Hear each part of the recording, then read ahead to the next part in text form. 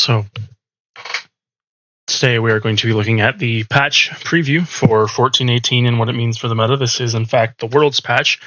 I'm actually very surprised how many changes there are in this patch, because Riot in the past has been very hesitant to make any like big meta altering changes at Worlds because of the PTSD they gave themselves with the Juggernaut patch back in the day when they changed Mordekaiser, Garen, Darius, and Skarner. The repercussions of that, of course, were Mordekaiser bot lane was like 100% presence. Darius was like in like 80% presence. Like between pick and ban rate, both of them were in the majority of games.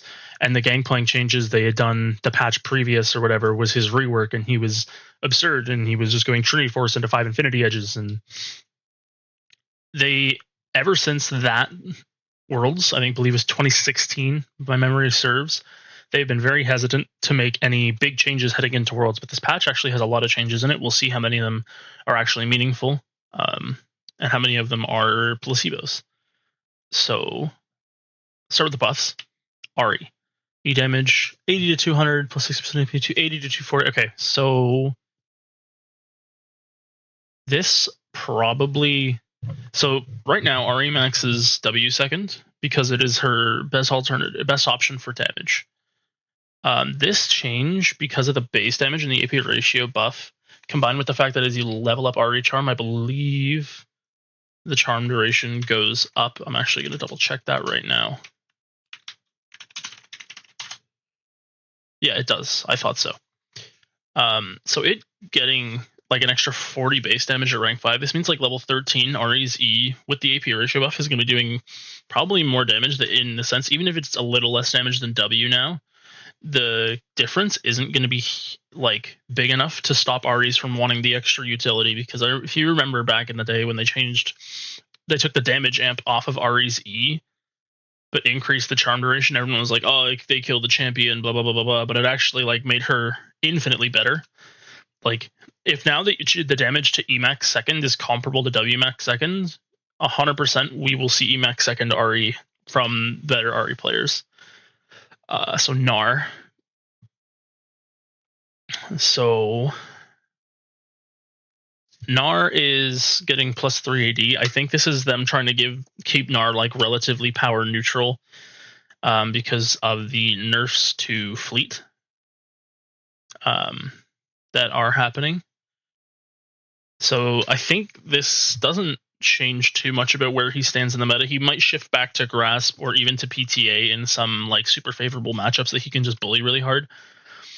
This is bigger than normal champions getting 3 AD though, because Gnar is a Trinity Force utilizer, and Trinity Force's Sheen proc damage does of course scale off of base AD. So I think we've been seeing Gnar a little bit in playoffs across the regions, and we'll probably see him a couple times at Worlds. I don't think he's going to be super prevalent, but he probably does see play, because whenever Gnar is playable in Pro, the West specifically has like an absolute hard-on for this champion, and I don't really understand why. I don't think he's very good right now, but it's a comfort pick, I guess. Hwei, WW shield strength 50 to 75. This is an absolute Giga placebo buff. We will not see Hwei support at Worlds. This probably is like a nice like minor solo queue buff in like 1 in 100 instances of something when you're using WW in a team fight on your team, but this is a complete placebo. Okay, Jarvan. I'm so tired of seeing these changes. Like, if you look at Jarvan's patch history, I'm actually going to pull it up on screen right now. Like, hold on, let's pull up his patch history, right? So if I pull up Jarvan's patch history, right? So Martial Cadence, 14.8, 7 increased from 7 to 6. Like, they decreased from 6 to 8. Like, they refuse to touch like the other parts of his kit in meaningful ways, and they just like keep lowering and upping his fucking passive damage. It's so absurd. Like Martial Cadence on hit on like cooldown. Like, they just keep touching Martial Cadence. 8 reduced from 10 to 8. Like, I'm pretty sure that he has had the percentage damage on his passive changed like 4 or 5 times in the last 4 years. It's at least once per year minimum. that they change his passive, and it seems like they don't want to leave it at like a decent number. Like I think you could put this at 7.5% current HP and then actually meaningfully look at the other parts of his kit to give him or take away power, depending on what you need to do. But this buff is like, I already think Jarvan's in a solid spot. This change probably pushes him over the edge. I think we definitely see Jarvan at Worlds, especially with AP junglers being knocked down a lot in previous patches, and this patch as well. Lilia is taking a pretty huge hit, which we will get to later. Jax, I don't know. Jace, melee Q slow 30 to 55 to 35 to 60, ranged E haste, so that means the movement speed from his acceleration gate when he is in cannon form. 30 55 for this is like this is super placebo. It probably doesn't change any like spacing capabilities and matchups. It maybe helps in a couple instances, but this is not going to change whether or not you're going to pick Jace. If you were going to pick Jace before, you'd still pick him or not pick him in the same scenarios. Like these changes are luxury, they're kind of placebo. Jinx, attack speed growth 1 to 1.4. So this is a buff, but it's absolutely tiny. Like I think at level 18 you're getting like half of a dagger's worth of attack speed. Like this is still the good, and like this makes the lethality Jinx build feel even better because you're gonna have access to a little bit more attack speed for free. Lulu, passive damage per bolt 3. We probably see Jinx at Worlds in a couple games. I don't think she's gonna be like commandeering the meta or anything. Her laning is just too weak. And I just don't think she has enough presence. She takes so long to get online fully. And if you really want to like play Jinx, you have to like build a team composition around her. And she kind of really wants like a Milio or something to be able to function, or something that can just help her like pump out more damage and keep her alive simultaneously. I think drafting Jinx in the landscape of pro player right now requires that you draft a team around the champion in itself, which can be detrimental in some cases. Lulu, passive damage per bolt 3 to 37 to 5 to 39. I mean, this is a nice, like, very, very small buff for support Lulu, because obviously you can trigger her passive picks damage more than once in a trade. 2 base damage. This is like a small buff to mid lane Lulu, because I know some pro players have been playing her as like a counter to things like LeBlanc, and just going like Roa Merc Treads and then going shielding items after that. It's been seen sometimes in LCK. I don't think it's been seen anywhere else, but I don't think Lulu mid will make a showing. She might make a showing support, but I really don't think so because of the way the top and jungle landscapes are. Though with a lot of the AP champions being removed from jungle, we might see more durable junglers move their way, like Jarvan, back into the meta for Worlds, which would unlock Enchanter supports a little more. So we'll see. Malphite, passive shield, 9% max HP. So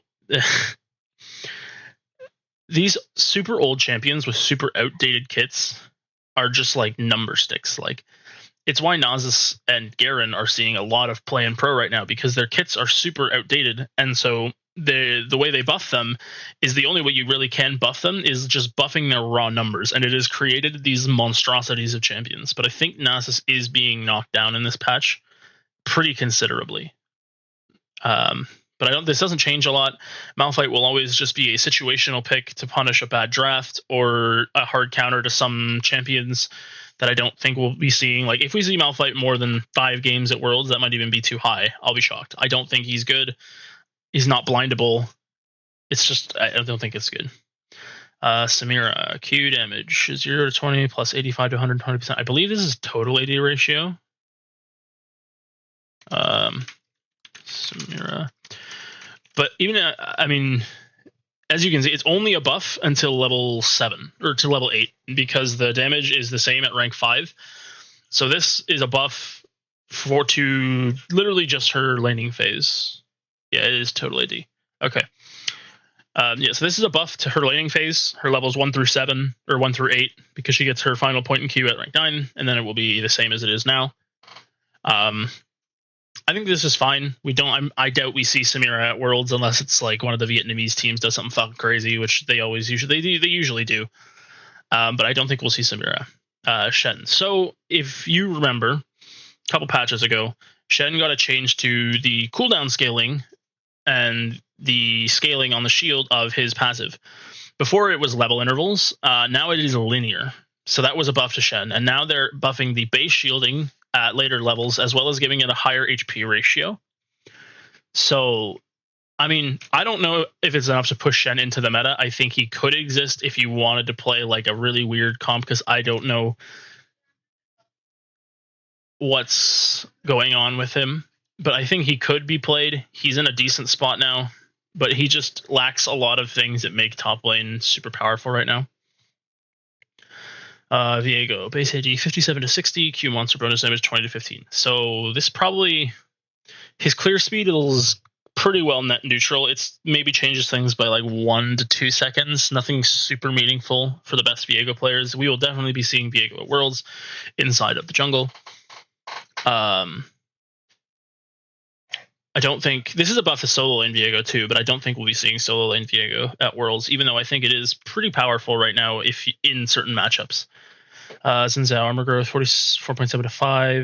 It's cloth armor at level 11, I think. No, that's wrong. It's not even a cloth armor at level 18. I read that wrong. Q bonus damage per hit 16, maximum bonus damage 48. Okay, this is whatever. We probably aren't going to see Xin Zhao at Worlds. This is a nice buff for solo queue because of the way Xin Zhao can kind of like sow the seeds of chaos and snowball himself into an unkillable monster with like Sundered Sky and Eclipse and stuff. And Cleaver. Solo queue buff probably bumps him up a little there. Don't see him at Worlds.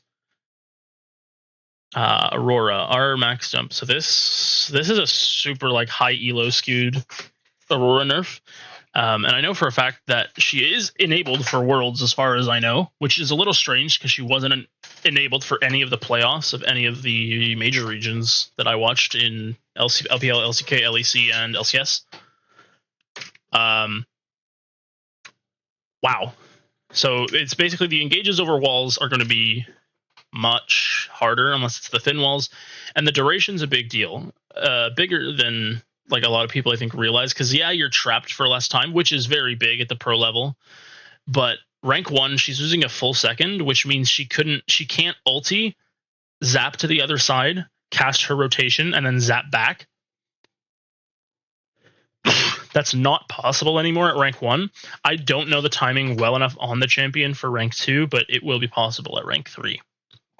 So Azir and Corki are getting preemptively nerfed because they are champions that pros, if within the mid lane, fall back a lot. They're very safe. They're very boring to watch, and Riot just is preemptively nerfing these champions because they don't want to see them at Worlds. I don't think either of these champions are OP. These champions' solo queue win rates are going to get absolutely dumpstered, and they'll probably buff them again on the next patch, 14-19. But they just don't want to see them at Worlds, so they're preemptively nerfing them for Worlds. I don't mind this. Watching Azir Corki meta is fucking terrible. But Azir is losing a lot of damage on his ultimate. Like, with 200 to 600 to 175 to 475 with a 15% AP ratio nerf, like, this means like level 16 on, or even like level 11, right? He's going to be losing like probably like over 150 damage per target hit on his ultimate, which is pretty impactful, right? Because like typically Azir's not just going to ult one guy unless it's like a pick. But in a like proper team fight, he's looking to get at least 2 people, which means he's going to be losing like probably close to 400 damage just on his ultimate alone, which is pretty good. I like it. Azir probably will still get played at Worlds. He shouldn't. Same with Corki, changing his wave clear intervals on Q as it is first max ability inside of the mid lane.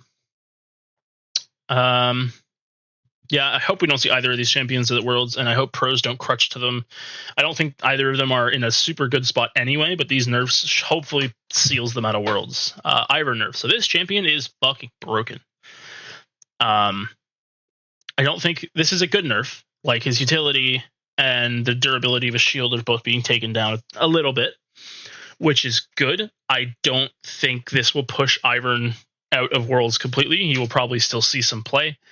He's a very good champion. Leona losing 4 base armor. Thank God. This champion is fucking Thanos inside of the bot lane within the first like 11 levels of the game until the AD carry hits 2 items. Like, this champion is just fucking immortal inside of the laning phase.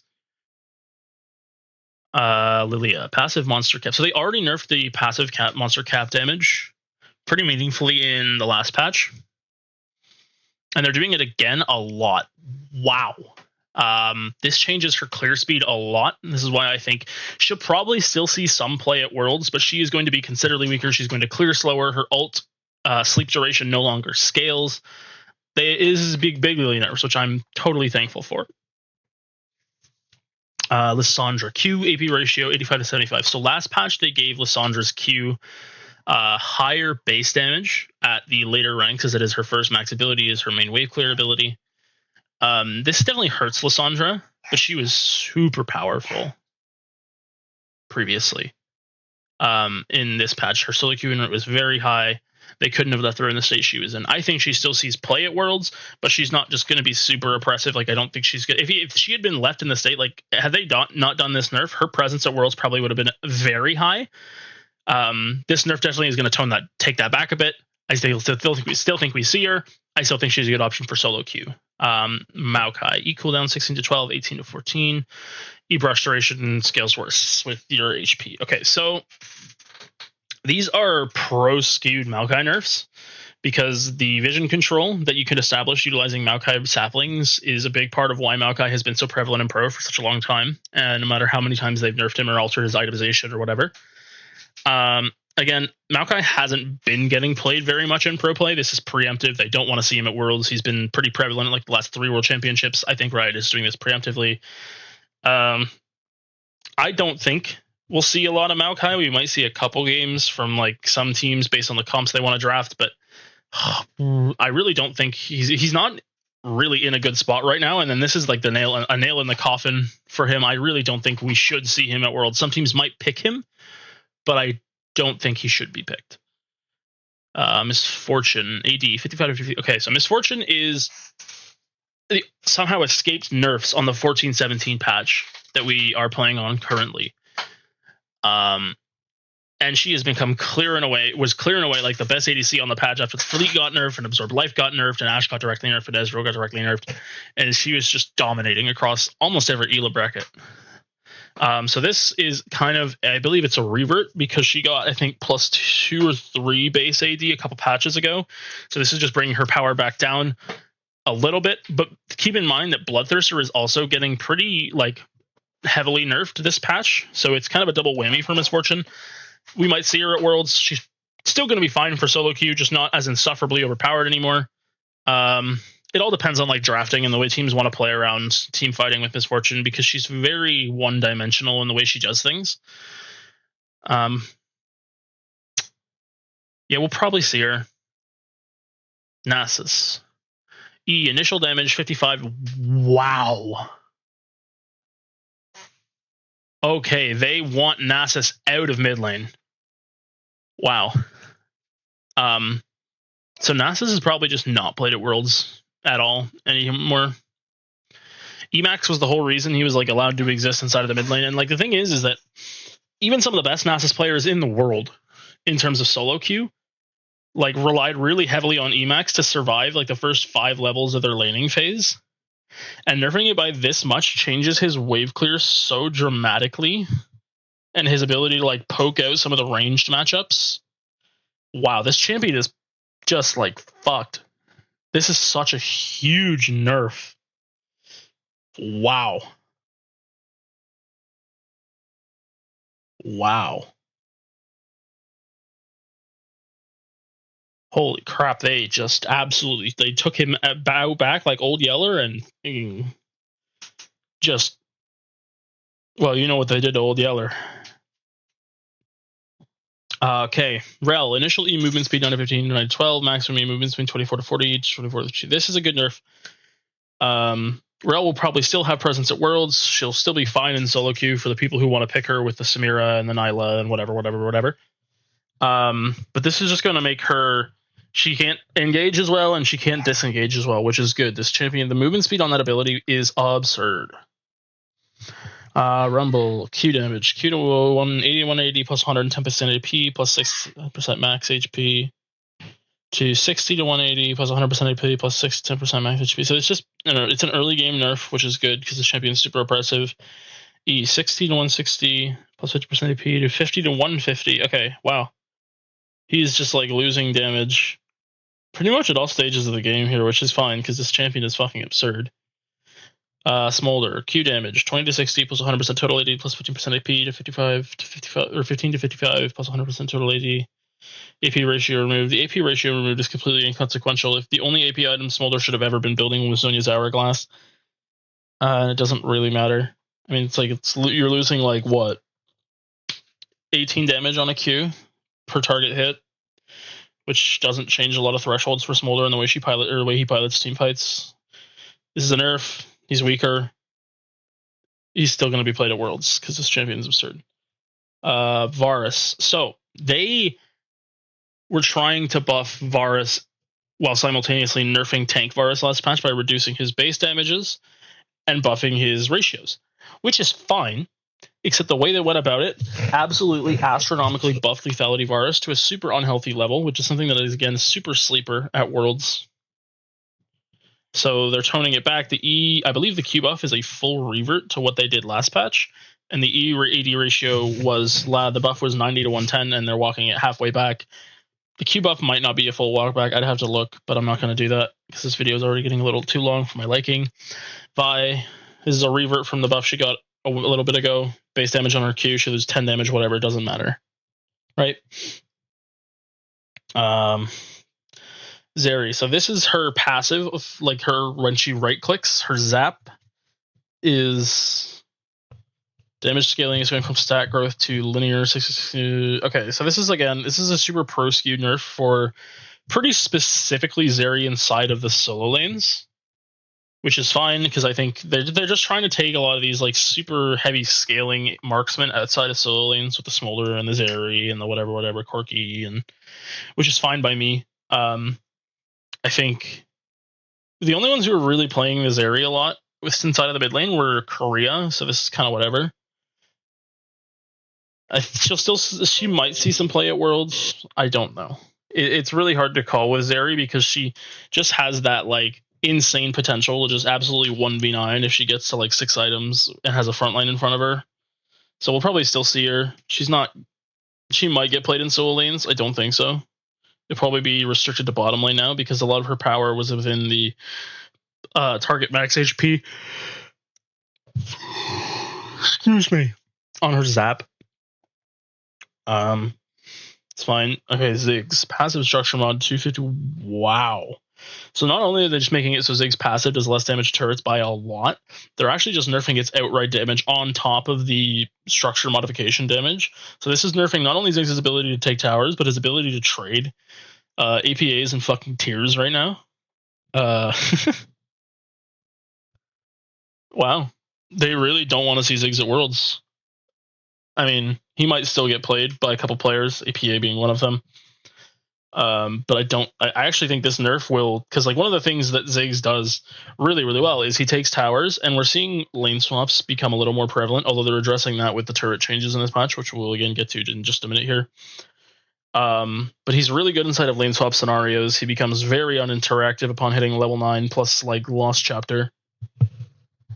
And he takes towers absurdly fast and crashes waves so fast that even if you have like a perfect timing on your reset, he will still be able to get to your tower unless you have teleport or your jungler is able to like freeze a wave and your mid laner is pressuring, right? Like he's just something that he always needs to be addressed. But this means he just takes turrets way less quickly, which probably is just more targeted at lane swaps specifically. But Luna's Companion, AP 95 to 100, 2900 price, 29 to 2850 haste. This is a nerf. Like, yeah, you get 5 AP and it costs 50 less gold. Congratulations, your item costs 2 less melee creeps, and haste is infinitely more valuable than raw AP on 99% of champions. Shadow Flame, AP 120 to 115, Magic Pen 12 to 15. Cinder Bloom threshold 35 to 40. Cinder Bloom dot amp. Okay, so this is a nerf to like dot champions who build Shadow Flame. So like, there's very few of them. It's like sometimes Brand, sometimes Twitch when he's being played AP, sometimes Malzahar. Like this item is very solo queuey in its existence. Like a lot of like pros do not often itemize this item because it's super like its power level is like super hard to determine based on what champion you're playing. The only champion I think who consistently would build this item inside of pro play, or even semi-consistently, was Syndra. And like, I mean, getting Magic Pen is nice. Like, they might actually take it for that. Storm Surge, Magic Pen 10 to 15. Wow. Movement speed 8 to 5%. Storm Radius Push. Oh, this is just like Syndra is just like absolutely fucking astro buffed on this patch. Holy shit. Turret Bulwark. Permanent resists per destroyed plate, 40 to 50. Temporary resists per destroyed plate, 45 per champion to 20 per champion. Okay, so demonstration for the first 5 minutes. 75% to 80%. Yeah, so this is Riot really just being like, no, stop lane swapping. We don't want that. It's unhealthy. Stop. Yeah, wow. They are really just trying to hammer down away this lane swap thing that has been happening pretty frequently in pro play. Fleet Footwork. Melee champion heal 5 to 100 to 10 to 130. So this is a revert for melee champions to the previous patch of 14-16.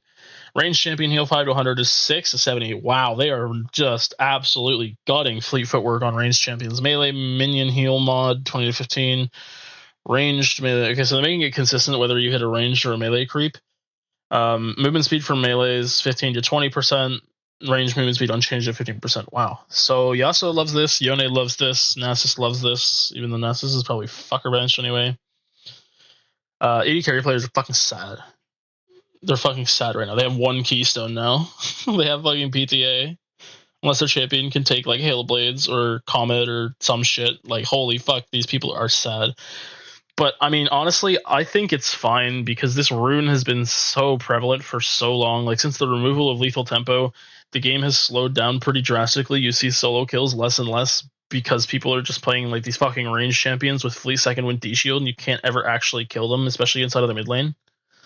Bloodthirster, lifesteal 18 to 15, shield 50 to 400, 50 to 400, levels 1 to 18, to 165 to 315, levels 8 to 18. Level 8 shield value is being changed from 194 to 165. Okay, so this is, like I said, this is kind of a double whammy on a misfortune. This is also an indirect Draven nerf. All champions who build Bloodthirster, this is like a slight nerf to their durability inside of the mid and late game because they're losing lifesteal and they're losing shield value. Shieldbow, Immortal Shieldbow, shield for ranged champions has been changed from 320 base to 320 to 720 to 320 to 560. Wow, they're losing 120 base shield at level 18. Melee champions are gaining 80 shield at base value and losing 20 later. So, I mean, like, what melee champions even buy this item? It's like Yasuo and Yone, Gangplank sometimes, I guess. Irelia maybe sometimes, I guess. Viego sometimes, I guess. There's very few range champions that actually build this, or melee champions that actually like build this item. It's like Yasuo and Yone, Fleet getting its buff for melee champions, Shieldbow getting like buffed early from like buffed in the earlier mid game stages for melee champions. It's like this patch makes Yasuo and Yone a little happier, but I still don't think they're going to be good champions instead of solo queue. We might see Yone in pro play. I mean, we were already seeing Yone in pro play, and then these buffs coming through is probably just going to make him pop up a little bit more. He probably won't have crazy presence or anything, but there are players who are going to pull him out. Maybe Zeus, a couple of the mid laners. We'll see. So that has been the 14.8 patch preview kind of rundown. The biggest changes in this patch in context. So I'm going to go through and say what I think are the biggest changes in context of Worlds and then in context of solo queue. So for pro play and solo queue, I think the Jarvan change is a big deal. This champion is going to be at Worlds. His solo queue win rate's going to go up. He's going to be very powerful. Because whenever they buff his fucking passive, people are like, this champion's kind of OP. And then they play him, and then he was doing more damage than before. And because he does more damage, he heals more with Conquer. Like, I don't know, man. They need to reevaluate how they look at the way this fucking champion functions, because they just change his passive over up and down and up and down and up and down so many times over the years, instead of finding a happy spot for his passive at like 7.5% CHP and like looking at the other, how they could buff or nerf the other parts of his kit would be infinitely more valuable. But I don't know. The Ahri change, I think, is actually very impactful for solo queue. We might see her at Worlds. I don't know. With a lot of the AD mid laners and with a lot of AP junglers being nerfed pretty heavily across the last 2 patches, and we're more likely to see things like Jarvan and Viego, stuff like that inside of the jungle at Worlds. Ahri is probably going to make a comeback, because Ahri, when combined with an AD jungler who has like crowd control and high damage, like Jarvan and Viego as examples, can be very potent, especially now that she's going to be maxing E second in a lot of instances. Like in pro play, I have zero doubt in my mind that they will just be maxing E second on this patch for the charm duration. because CC duration is a very big deal inside of pro play. So like Ahri combined with like a Vi or a Jarvan or a Viego can just has such insane pick potential because Ahri has so much raw damage and has the access to max charm second now without losing too much damage, if any. I'd have to do the exact math on that. That's a very so Jarvan and Ahri I think are impactful changes in both inside of solo queue and inside of pro play. Viego, not really impactful for pro play. He was going to be played regardless. This is more impactful for the people who play Viego inside of the top lane and the mid lane as a counter pick in solo queue. This is a nice minor buff to that. Probably doesn't change his presence in solo queue too dramatically, unless people like think this is a way bigger buff than it is, and people start inflating his pick rate for no reason. His win rate shouldn't change that much. If anything, it might go down, because sometimes with these like minor buffs to champions like Viego, because he's very enjoyable to play for a lot of players, is they'll see it's like, oh, the Viego got buffed. I love playing Viego, so I'm going to play Viego. And then his win rate gets pushed down because he got buffed in a very minor way, but now the bad players are playing him again. So hard to say. Aurora, these nerfs are huge. Like, this champion has been nerfed like every patch since her release. This one is a big nerf because it's not just a nerf of her damage, like it's been mostly in her other nerfs. This is a huge nerf to her utility and the way she pilots trades at level 6 and 11 inside of the mid lane and the side lane respectively. Azir nerf, Corki nerf, trying to keep meta worlds, respect it. Ivern nerf, probably impactful for solo queue, but people will still pick him at worlds if they were going to pick him before. This is not enough to dissuade people from playing Ivern if it was something that they're very practiced on. Leona, this is impactful for solo queue, probably not impactful for pro play. I might be wrong on that one, but I don't think Leona has been seeing a crazy amount of play in pro play, and if it does, people are just going to know how to play around this. But in solo queue, Leonas are going to be a considerable amount less tanky inside of the first 3 levels of the game. Is probably when this change is the most impactful. Lilia, this change is huge for both pro play and solo queue. She is just getting hammered down, which I am fine with. This champion is annoying as shit to play against. Lissandra, this is definitely more of a solo queue nerf.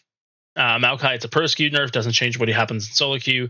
The Misfortune, direct nerf alongside the Bloodthirster nerf is pretty big. She probably gets knocked down, probably 1% to 2% win rate, like pretty impactful changes around Misfortune this patch. The Nasus changes probably remove him from pro play like almost completely, if I had to guess. Like, these changes are massive to his wave clear intervals and his ability to like trade inside of the mid lane specifically.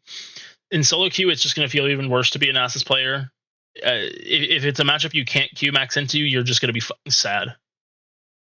Rel, pretty impactful for pro play, doesn't change anything for solo queue. Rumble nerfs, good. Smolder nerfs, whatever, doesn't matter. Varus nerfs, pretty impactful for solo queue and pro play. Ziggs nerfs, more impactful for pro play. Zeri, again, more impactful for pro play. Turret changes are impactful for both. Fleet nerfs are massive. BT nerfs are small, but prevalent. Shield bow nerfs, very few champions build this item. Luden, the Storm Surge buff is probably the biggest item change out of any of the items we've seen. This is a very big buff to this item, and the champions that like this item already are going to be very happy. All right. I think that's everything I have to say on this. Thanks for watching. Drop a like, comment, subscribe. Thank you all for watching. Have a great day.